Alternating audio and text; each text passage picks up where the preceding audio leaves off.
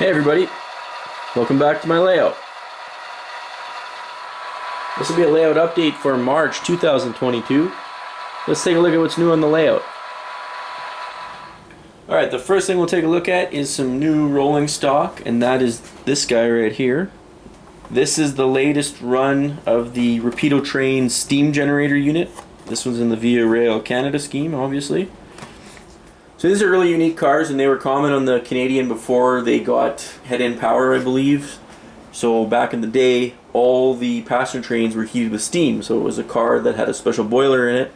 That created steam, and then that was piped down through the train to keep it warm. It's a really sharp looking car. The artwork on it's really nice. Tiny printing on there. This one is the 15475. You almost need a microscope to read some of the printing on this thing. And here's the A end. There's a 3/4 view, and they do have a light, I believe. Yeah, you can turn the light on with one of these wands, magnet.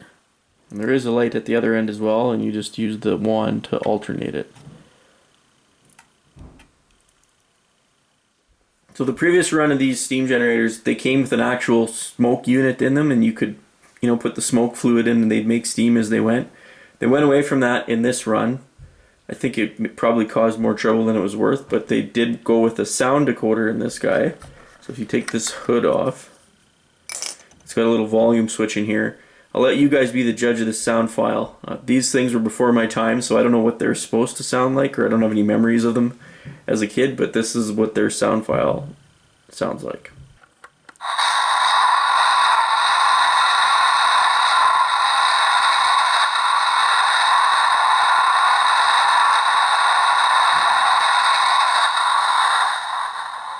Yeah, it's more at half volume.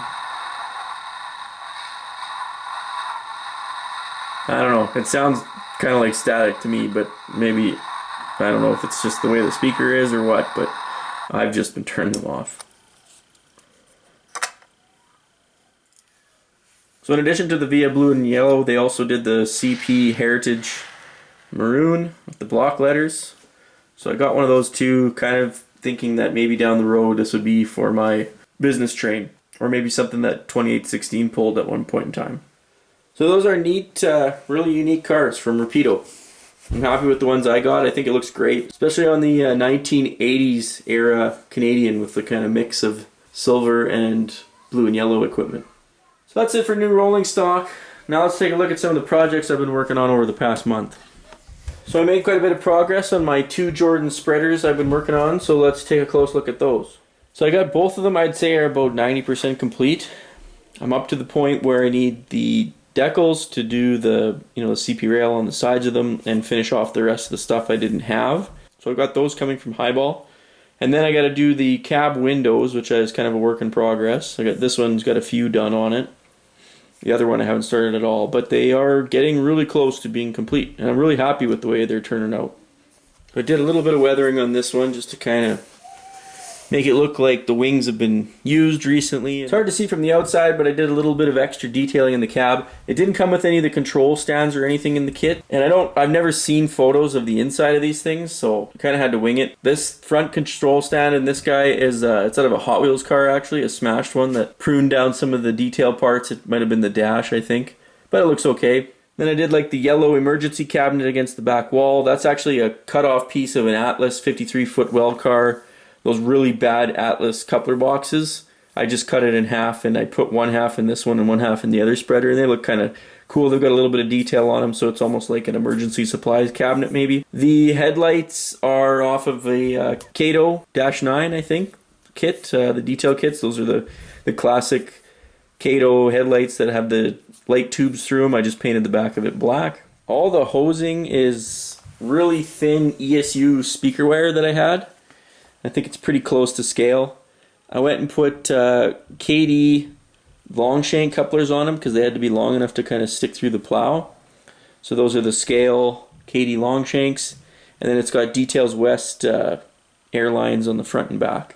So you can see some more of that ESU speaker wire in there that I used for the hydraulic line. So this thing has a ton of hydraulic lines on it, and I learned a lot about these things building the model of it, but Basically, there's 4 huge hydraulic cylinders, like really, really big ones, 4 on each side, so 8 in total on the whole machine.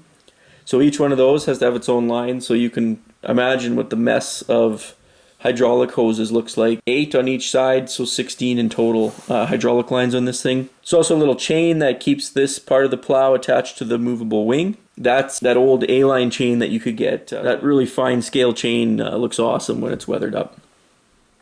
So this is the other one. So the road numbers are going to be 402-889 is this guy, and the other one is 887. 889 was based out of Revelstoke for quite a few years, so that's why I chose that one. And then 887 just kind of fit. So for this one, 889, this is kind of my favorite one. So when I build 2 models, I always do everything on the first model first, and then I do it on the second one second. That makes sense. And that way, you end up with one model that you kind of learned on, and the other one was when you refined your technique. So 889 here is the second one. This one turned out, I think, a lot better. Even the weathering, I kind of went lighter on it, and I think it has a much kind of more subtle weathering job, looks more realistic. But it's essentially exactly the same as the other one. Exact same kit. All the details are the same. I had a little bit better cab details on this one. There's a close-up of all those hydraulic lines where that took a long time to do that. It was basically just using a little tiny bit of CA on the end of a toothpick, starting at the cylinder and then working my way into the machine and letting it dry kind of in each step so that I could make it look like it realistically is kind of hanging off the machine. There you can see more cab details in this one. So that's the other half of the coupler box from those Atlas well cars that are just so bad you got to replace them. This one looks even better, and I put a little bit of paperwork on top there. If you've been watching my videos for a long time, when I used to super detail the Kato cab kits, I used to always put paperwork on the conductor side. So kind of a homage to that. I put a little bit of paperwork on this one too.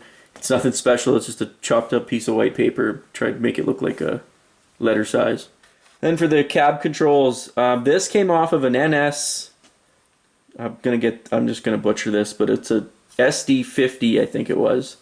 And they had this weird box on the nose on the engineer side, and I had an NS unit and a Rio Grande tunnel motor that I stole the chassis out of like years ago, and I built Caslo SD60Fs with them.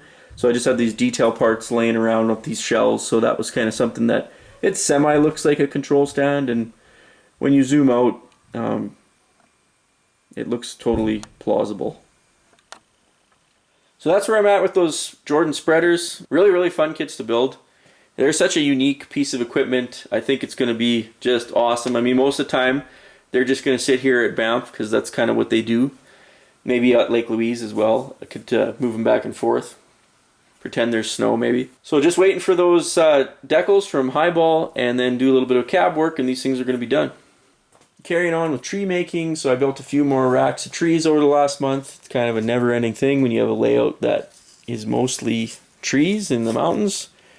So there's another batch. Layout tree count just went over 600. I think I'm at 619 as of today.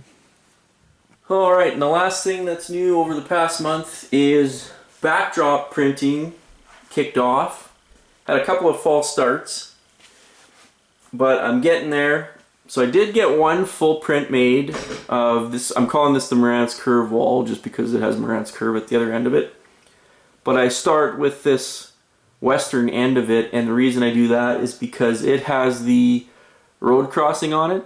And when you're doing something like this, the road crossing is kind of the cornerstone that you could tie everything to, because you know the road width in both HO scale and the real thing, and then if you just scale the photos you have of the road down, it brings the tree lines and the mountains and everything right down to the right scale to what you need. So this was the first print. This was the first full print that I got through. I ran out of ink about 4 feet into the first one. So this would be the second one I printed. This one I got the full length. So this thing is just over 17 feet long. And fun fact, that's the longest PDF file that you can create and also print, I think. I don't think you can have a PDF file bigger than 200 inches in the real world. So that's kind of the limit. So when it gets to be time to actually put it to the wall, what I use is just painter's tape loops. Those hold it up really good. It is coming along nicely, and the advantage to having your own printer is that you can kind of rapid prototype it, print it. I mean, I had this cut out in like 10 minutes, just hobby knife on the floor with one of my big cutting boards, and then you can put it up against the wall and see how everything actually fits up. So my road crossing ended up 1 inch to the left, so I'm going to correct that and print number 2. But you can see this looks pretty darn good. I left the stop sign in there, and I photoshopped out the crossbuck because I will actually do a crossbuck in 3D right on the layout, so that'll go kind of like that. But it's kind of cool to leave what details you can on the image, because those will be the right scale and everything as well. I really like how that road curves to the right, and that's just like how it does in the real thing. So this road crossing is going to look really nice. And then the Trans-Canada there, I had to move that way down so you can see it missed the actual drop in the layout is over here. So I got to take that image on my digital version of it, slide it over there, fill this in with trees. That won't take long. It only took me an afternoon. It's actually ready to go. I was just waiting on the printer. So that'll catch us up to today with where I'm at on the layout. You can see Big Bertha's in the shop here. I got the ends off it, and I'm going to try and troubleshoot why the belt sounds like it's slipping. So I think it might have to do with the auto tightener, which is at this end. So that's probably this afternoon's project. That'll wrap up this layout update video. As always, thanks a lot for watching, and we'll see you next time.